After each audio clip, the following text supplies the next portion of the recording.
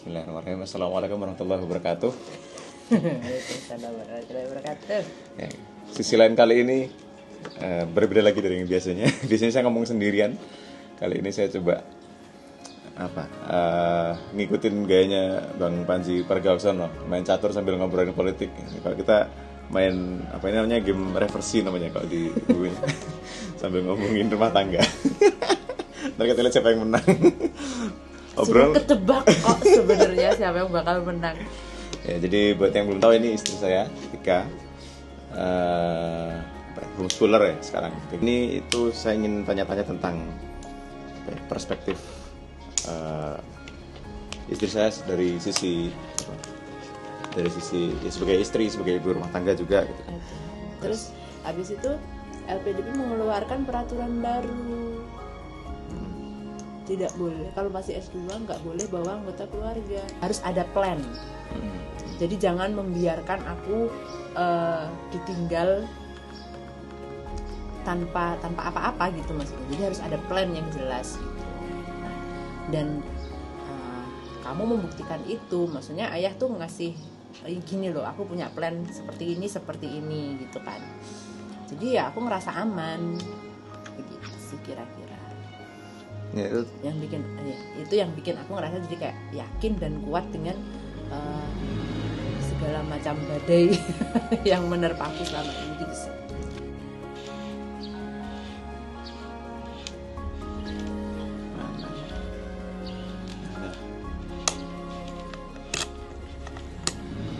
Terang, udah berapa menit gitu? 40 menit. Terus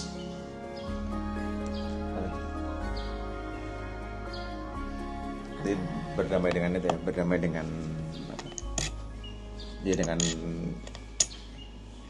posisi sebagai ibu rumah tangga sekarang gitu kan. Terus sebenarnya ini bukan pertanyaan sih, tapi kan istri saya juga banyak belajar ya, jadi banyak kegiatan itu ya berkarya, terus belajar homeschooling juga kan, belajar bagaimana menjalankan homeschooling, bagaimana mendidik anak. Di sana sebenarnya saya juga banyak belajar juga. Jadi kalau kan saya juga sebagai personal kan juga berkembang ya, berkembang, mendapat ilmu baru, sebagai ayah juga belajar bagaimana caranya jadi ayah yang baik dan sebagainya. Nah itu sebenarnya banyak ilmu yang saya, terutama ilmu parenting ya, dan ilmu kesehatan juga yang saya dapatkan dari istri saya.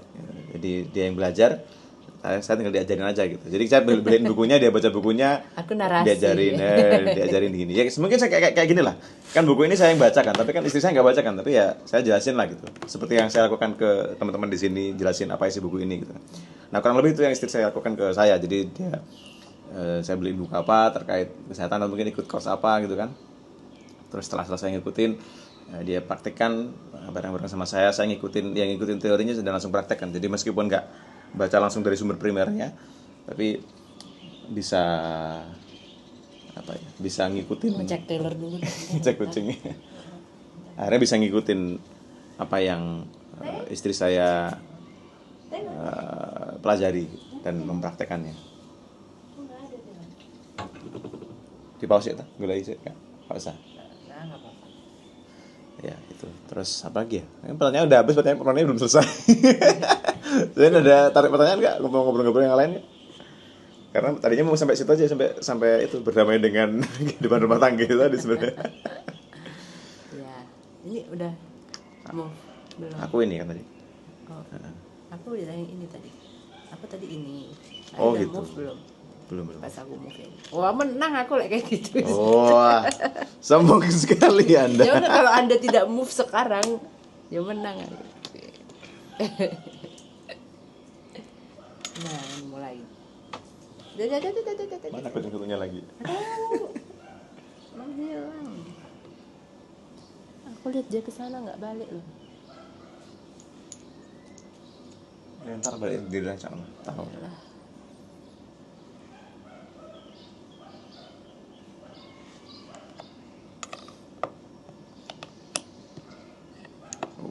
Oh, yeah.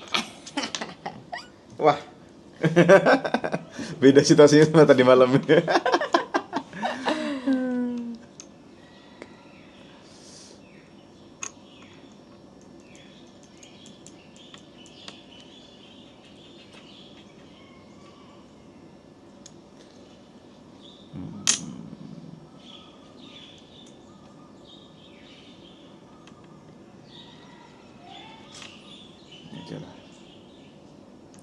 kalau ayah sendiri dulu ngelihat perkembangan aku gimana sih? Perkembangan karakter, emosi. Apakah terlihat ada yang berbeda sih? Ya Dari jelas lah. 11 tahun terakhir itu. Ya, Ceritakan jadi- dong. Ya apa ya? Tapi jangan 11. jelek-jelekin. Ya, perkembangannya positif kan. Jadi apa ya? Ya karena kita sama-sama belajar mungkin ya, sama-sama lebih dewasa juga jadi jadi banyak mungkin salah satunya nih sih mungkin cara berpikir ini ya kan tadi ya, membingkai ulang ini ya kan teman juga bilang kan belajar dariku kan dapat masalah yang jemuran itu dia masih sebel kan terus saya ganti saya balik permasalahannya jadi bisa aja ternyata. Bagus juga itu di situ. Nah, tapi jadinya ya saya juga mengamati bahwa istri saya belajar dari saya juga tentang itu. Jadi ya, ketika ada masalah gitu kan. Termasuk tadi kan misalnya ketika merasa nggak punya karya atau nggak bekerja dan sebagainya itu bisa membingkai ulang lagi kan apa yang dipikirkan bahwa oh ternyata sebenarnya ini hal yang tidak terlalu patut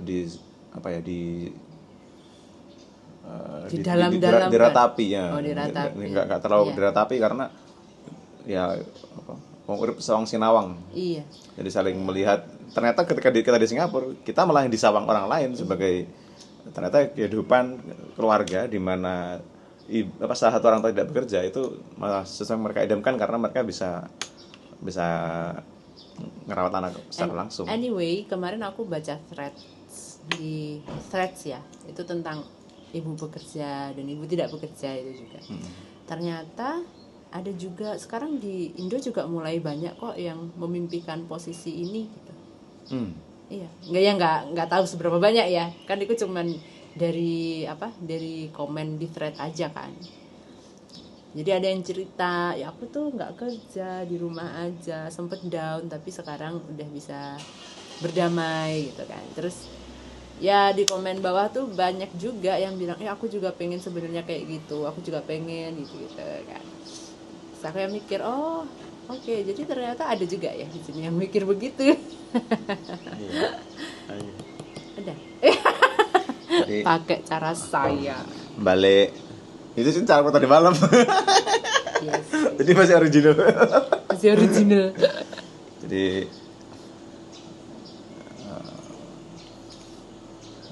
apa ya? Mungkin kembali ke pembahasan tentang rezeki tadi ya yang saya bilang. Bentar. Ini aku kesini lompat. Nggak boleh ya? Iya, tadi kamu kok di sini karena ada sampingnya. Iya kan ada sampingnya. Walaupun nggak makan kan yang penting ada yang sampingnya. penting ada sampingnya. Oh iya. Terus apa lagi tadi? Ya tadi ngomongin masalah rezeki ya kan sempat bilang bahwa ternyata rezeki itu kalaupun nggak lewat gaji saya sendiri kan bisa lewat gajiku gitu kan. Yes. Itu kita juga ngerasain ya bahwa semenjak punya anak ya, kita jadi merasa lebih apa istilahnya? Iya, kalau gue nggak meyaman tapi sama aja itu nggak bisa diamankan lagi. Iya. Last defense saya ini sebenarnya. Ya, you can't do anything. Gitu deh.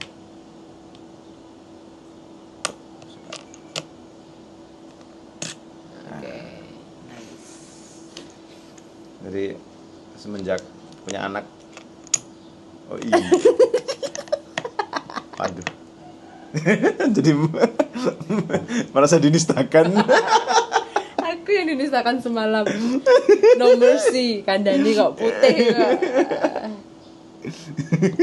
Dari warnanya aja udah intimidating.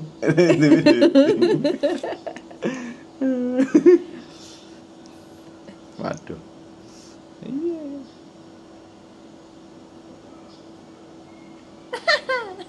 Nah inilah. Mati lagi nih. Ada. Habis.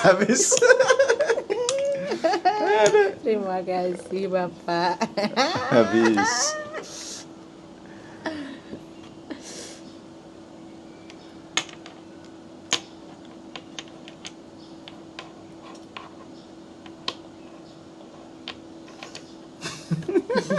Entek susuhe piye. Aduh.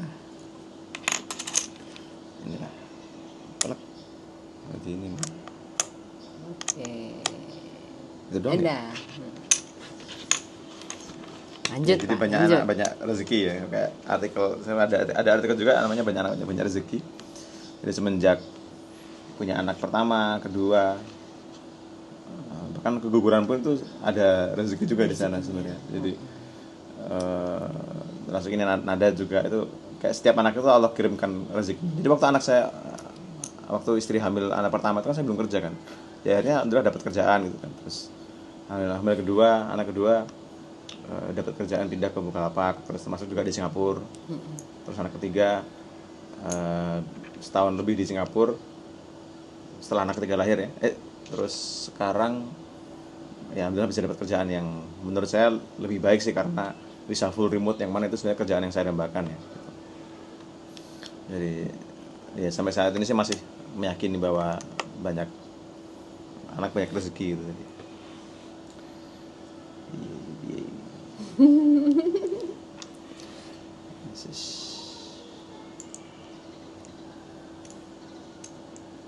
Oh iya, sama kalau menurut aku tuh ada satu hal lagi yang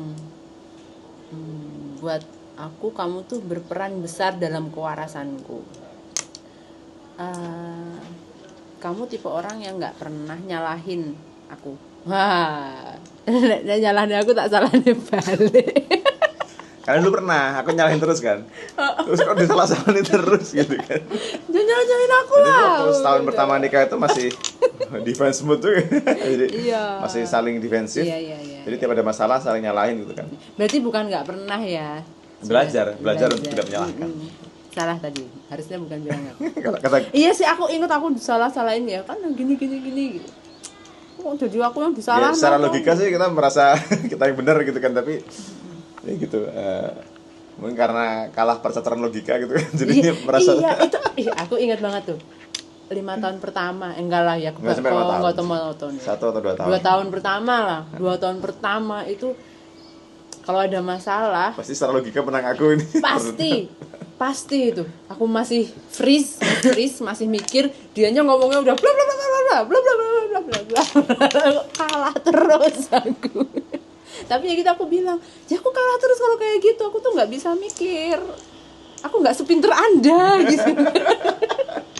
Emosi aku tuh lebih kenceng daripada otak aku, sebenarnya dia otaknya lebih kenceng daripada emosinya. Emosi juga sih.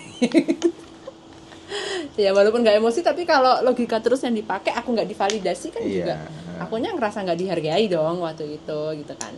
Karena sering banget aku bilang, aku tuh ngerasa nggak dihargain loh kalau kamu gini-gini. Tapi ini juga nih satu pola komunikasi yang menurut aku oke banget. Aku ngerasa, jadi ketika aku ngadepin konflik sama kamu, aku tuh selalu nggak tahu ya selalu atau enggak ya, tapi aku kayaknya sering banget bilang, aku tuh ngerasa kamu tuh gini-gini, aku tuh ngerasa aku disakitin kalau kamu gini-gini, aku ngerasa aku direndahin kalau kamu tuh gini-gini, aku ngerasa gitu kan. Terus kamu suka bilang gini, oke itu kan perspektif kamu nih ya, kalau perspektif aku tuh gini-gini gitu. Aku inget tuh kamu sering bilang kayak gitu. Nah dari situ aku mikir kan jadinya lama-lama, oh jadi konflik itu karena kita beda cara pandang ya, karena kita beda perspektif aja. Ternyata setelah dikomunikasikan jadinya ya oke juga. Dan cara komunikasi kita itu bukan nyari siapa yang menang, tapi nyari gimana kita sama-sama menang gitu kan. Nah itu juga pola komunikasi yang menurut aku bikin aku betah juga di rumah. Karena bayangin dong, aku di rumah terus, tapi kalau kamunya masih dengan mode yang self defense terus, aku ngerasa disalahin terus kan juga nggak nyaman juga di rumah. Iya. Ya, itu masuk ke ini poin keempat kok yang di sini ya. Predictor of ini, viewing life as an adventure together. Nah, jadi melihat hidup itu sebagai yang nomor 4 ya. Melihat itu sebagai sebuah petualangan bersama gitu. Jadi ya istri menganggap kita saling terbuka, menganggap bahwa kita sama-sama belajar, saling terbuka apa yang dirasakan ya. Tapi ya juga nggak lupa juga yang nomor 5 ini, being optimistic gitu kan. Jadi optimis atas hubungan kita gitu. Being optimistic about the future. Jadi optimis atas masa depan hubungan kita. Dan karena semua pikiran negatif itu ya, lagi-lagi ini 20% lagi ya, kita hanya sederhana berpikir negatif aja, any doubt aja, any, di sini namanya any doubt sih, maksudnya any kalau ada prasangka atau keraguan-raguan atas hubungan ini, itu akan self fulfilling. Jadi istilahnya ya, misalnya gini, kalau aku udah kerja capek tapi disuruh apa gini-gini misalnya, atau kalau sering lihat di drama misalnya, atau di drama TikTok atau Instagram gitu kan, suami pulang malam dikira main gitu kan, padahal ban bocor itu malah jadi masalah kan jadinya kan. Jadi berawal dari doubt, berawal dari ketidak yakinan atas hubungan ini, tapi jadinya malah self fulfilling, jadinya malah menuju ke downward spiral, menuju ke self reinforcing pattern ya, pola yang saling mempengaruhi. Yang mana itu mempengaruhi bukan ke arah positif, tapi mempengaruhi ke arah negatif gitu. Nah, bisa kita ya sejauh ini sih aku merasanya kita self reinforcingnya cenderung ke arah positif. Ya. Jadi saya merasa istri bisa menerima saya apa adanya, karena waktu itu saya juga waktu nikah juga saya belum ada kerjaan. Tapi dia mau sama saya gitu, berarti kan dia mau berpetualang hidup bersama saya gitu.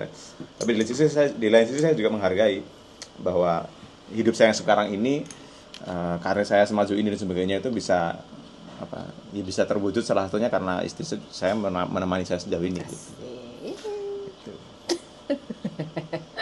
Kan mana tadi barusan? Ini tadi ngapain coba aku di situ? Ngapain coba aku naruh di sini? Ya mengamankan apalah gitu. Iya sih. Atau mau nyerang ini kan? Enggak juga, nggak bisa. Bisa. Enggak. Bisa tapi kan kalau sementara gini kan jadi balik putih semua. Iya sih, iya sih.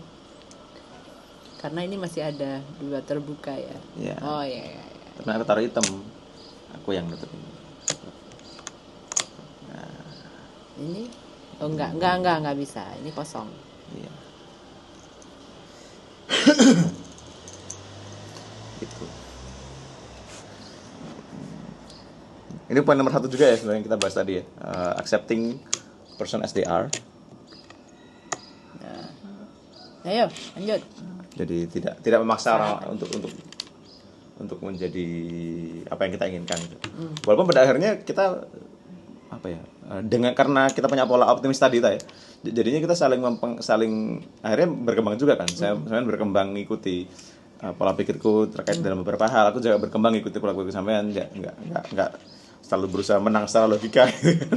Nyebelin banget loh itu. Yakin aku kalau inget nyebelin banget itu. Mana barusan? Aku ini mana tadi?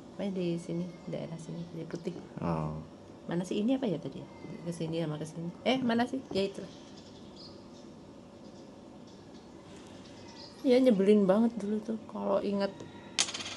Pokoknya kalau berantem, sampai di titik kalau berantem tuh aku malas ngomong deh gitu. Ingat gak sih? Iya, ya mungkin itu juga balik kok ngerti ya buat apa menang logika kalau akhirnya kita nggak ngomong. Iya, aku ingat loh sampai yang aku malas ngomong sama kamu, orang nanti pasti aku kalah gitu. Kan aku pernah bilang gitu kan. Aku ngomong juga pasti kalah, buat apa gitu. Aku juga dulu sering maksa, ayo diomongin sekarang biar selesai gitu kan. Tapi itu nyebelin banget. Selesai jadi kamu. Selesainya aku yang menang soalnya. Iya, kamu yang selesai, akunya gitu lah. Waduh, malah habis nih.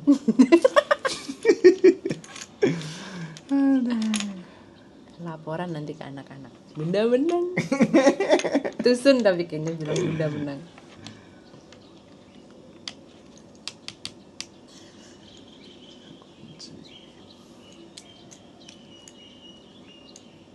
Besok mikir teman-teman mau sarapan ini. Iya. Bisa, ini harus.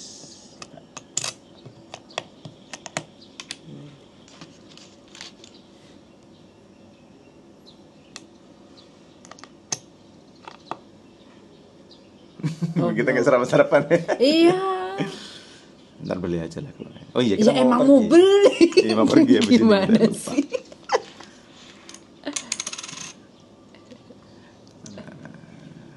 Masih banyak ya.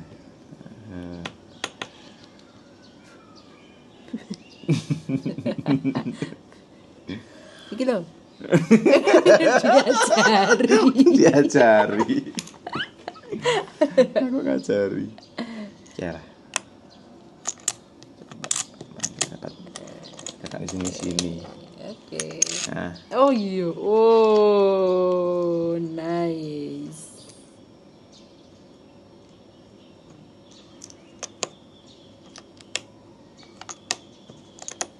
Oh.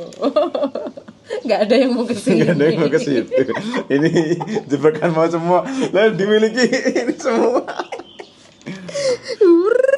Putih kami. Rasa no. Feeling. Ada sejarahnya.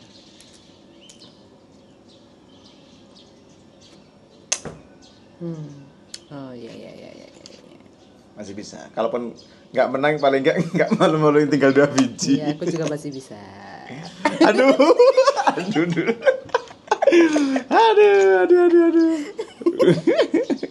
Tenang, masih parah aku semalam. Hitam. Nggak bisa.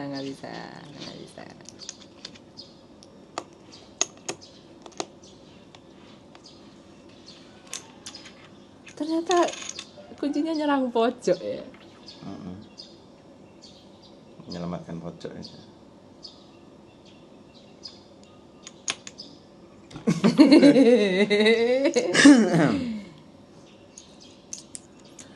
Saya nggak dapat inilah. Ini dong ya dapatnya. Ini mah hanya menyelamatkan muka biar nggak terlalu malu. Kayaknya udah hampir pasti kalah ya. Pojoknya dikuasai putih semua coba. Oh iya.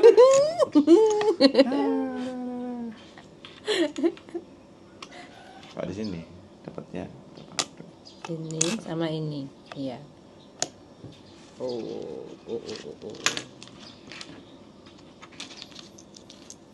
lagi sebelum kita tutup. Kita lihat ini.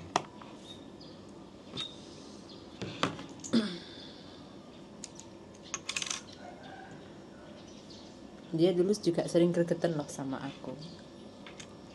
Apa? Ketinggalan kunci, ketinggalan ini, Iya. ketinggalan itu.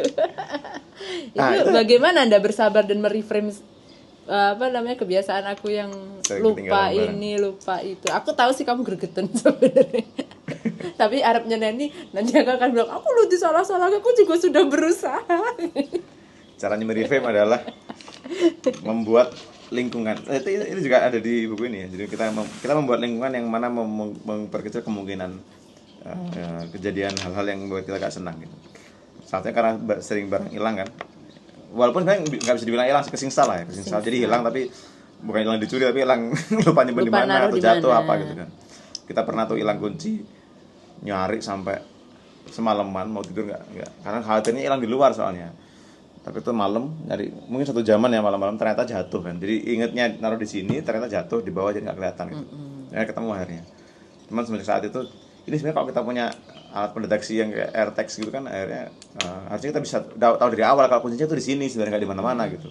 Akhirnya ya udah salah satu caranya adalah beli AirTags itu. Makanya kita ada banyak AirTags di rumah biar barang-barang yang potensial hilang. Bahkan aku juga sebenarnya kadang aku kan punya botol minum ya. Itu kadang di mobil, kadang di atas, kadang di mana. Akhirnya tak pasang AirTags biar nggak lupa bingung jadi naik turun gara-gara kesingsal betul. Yang paling epic dong, jam tangan. Jam tangan sempat hilang. Nah itu gimana? Arifin itu mahal itu kan. Saya gimana? Kalau aku sih udah marah-marah gitu. Kamu kok bisa nggak marah-marah gitu? Takjub loh aku. Gila nih orang bisa nggak marah-marah. Aku tahu dia sebenarnya sangat marah. Ini aja mereframe aja karena toh kalaupun nggak hilang memang waktunya ganti. Jadi ada beliin aja yang baru. Cuman memang mungkin lebih awal dari yang diperkirakan. Jadi tinggal diatur aja anggarannya. Dari yang tadinya harusnya beli bulan apa sekarang jadi maju beberapa bulan sebelumnya gitu kan. Dan ternyata ketemu coba. Karena ketemu jadinya punya jam lebih banyak akhirnya dipakai anak-anak. Pakai anak-anak. Nah, di sini dapatnya ini. Sama ini. Sama ini. Sama ini. Sama ini. Lumayan lah, nggak malu-maluin. Oh iya. Nah, Oh. nah ini area terlarang ini. Wow. Area terlarang. terlarang. Terlarang ya, aku udah nggak bisa kemana-mana lagi.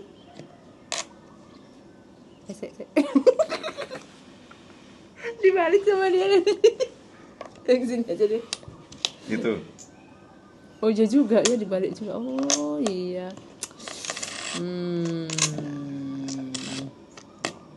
Main lah, ntar kita harus hitung dulu nih siapa yang menang. Kalau tadi malam kan gak bisa dihitung. Oh, jadi kamu yang dapet nih kalau kayak gini. Salah tadi aku. Harusnya aku tadi kesini aja ya. Iya. Karena kesitu aku jadi bingung. Kalau tadi udah no-brainer tadi gak bisa. Aku sudah menyalakan muka. Berusaha menyalakan muka, bukan berusaha menang sekarang ini. Katanya sayang sama aku. Ya paling gak kalah telak lah kalaupun Manipulatif. Manipulatif. Terusin lah. Oh, ini satu yang kita belum bahas sebenarnya. Jadi bagaimana caranya kita bisa punya kesepakatan atas masalah, atas suatu masalah gitu kan? Kesepakatan atas solusi sebuah masalah gitu kan? Nah ini yang kita lakukan waktu awal nikah sebenarnya. Nomor 6 itu. Discussing any potential Bermuda triangles before you start the relationship. Gitu. Apa misalnya? Ini.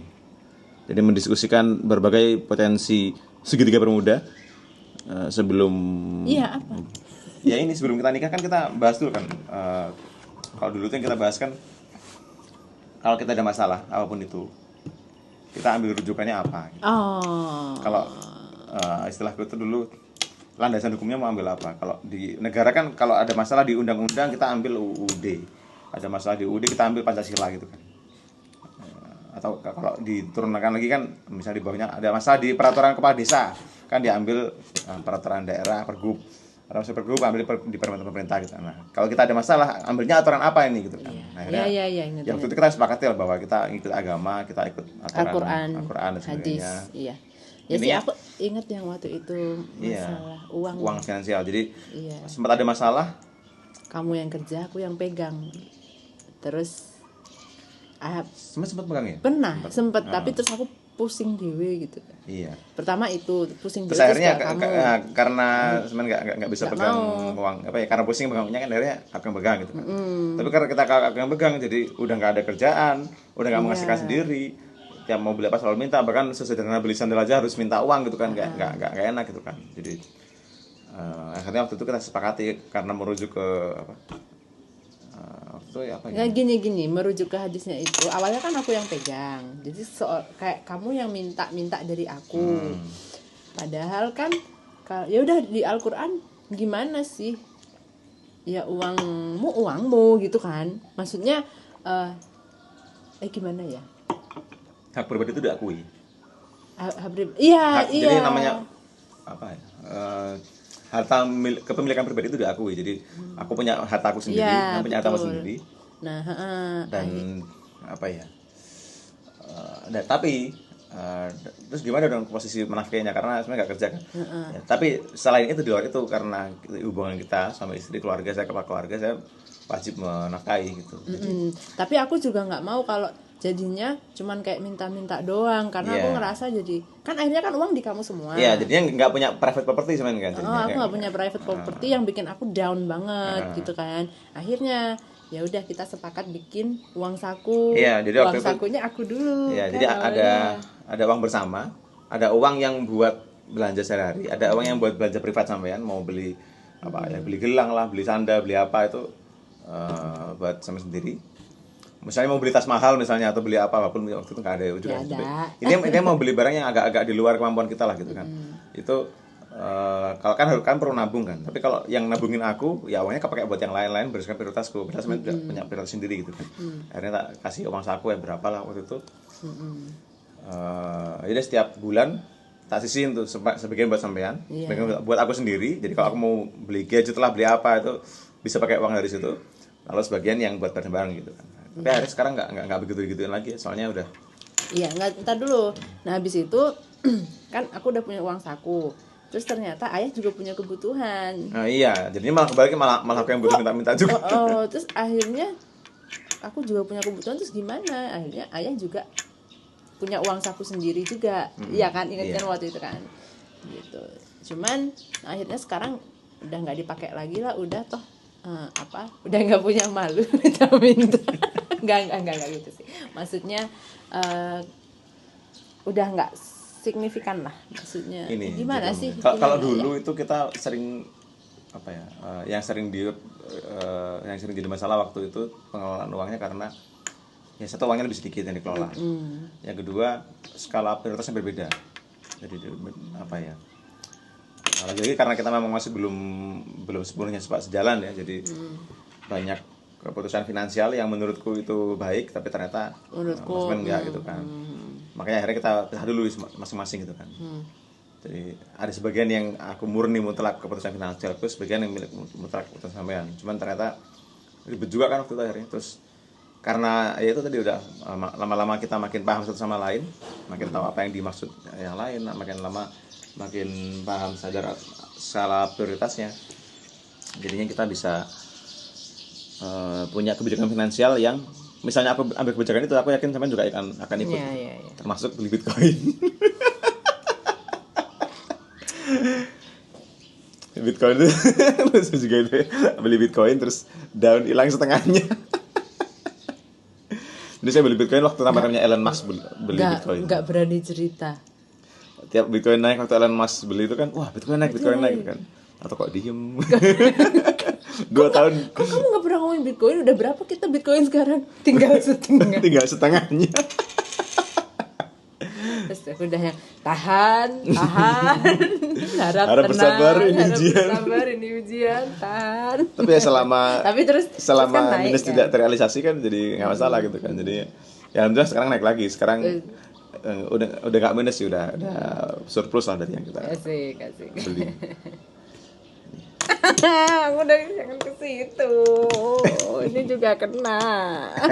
Habis aku. Ya coba. Nggak bisa, udah tuh. Oh iya. Berapa ya dihitung? Kumpulin ya gimana? Yang aku mau ngitung ya. 2, 3, 4, 5, 6, 7, 8, 9, 10. 1, 2, Kirain aku bakal dilistakan. 3, 4, 5, 6, 7, 8, 9, 10. Balikin sekali. Sudah 9 doang. Apa? Berarti ayah menang dong. Nggak tahu, lihat nanti.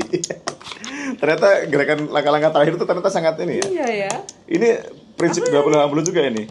Walaupun tadi selama 80% permainan Vika terkesan menang. Ternyata saya menang 3 poin di sini. Ternyata langkah kita yang berapa persen ini? 9 dari 16 atau 8 ya? 1 2 3 4 5 6 7 8. 8 kotak dari 64 kotak ini itu mempengaruhi hasil permainan ternyata. Aku mereframe deh. Apa? Semalam kan you beat me up mercilessly. Terus Cuman tersisa berapa? 3 ya? Oh, ya di kita ini yang nggak sedih itu, kalau sekarang butuh ngitung masih jadi kita. Ya jadi oke lah. I did better this time. Ya itulah. Jadi dengan berakhirnya permainan ini berakhir pula episode kita kali ini. 1 jam. Yang mana kurang lebih isinya tentang bagaimana kehidupan kita itu sebenarnya ternyata itu hasil pengejauhan ini juga sebenarnya. Walaupun saya baru baca buku ini baru 2-3 tahun yang lalu. Tapi ternyata kita udah mulai menerapkannya semenjak sebelum pernikahan ya. Semenjak awal memulai pernikahan gitu. Dan kalau ingin tahu kok bisa gitu rahasianya, poin 1 dan 2 di dalam kebahagiaan itu kan mencari pasangan hidup yang tepat. 1, mencari pasangan hidup yang tepat. Yang kedua, memelihara hubungan dengan pasangan hidup tersebut dan berkomitmen gitu kan. Kalau ditanya, kan belum baca buku ini, tapi buku ini udah ada sewaktu itu. Nah, aku belum suka baca buku kayak gini waktu itu. Kalau ditanya belum baca bukunya, tapi kok udah bisa melakukannya, nah itu salah satunya adalah mungkin karena saya pakai jalur spiritual tadi.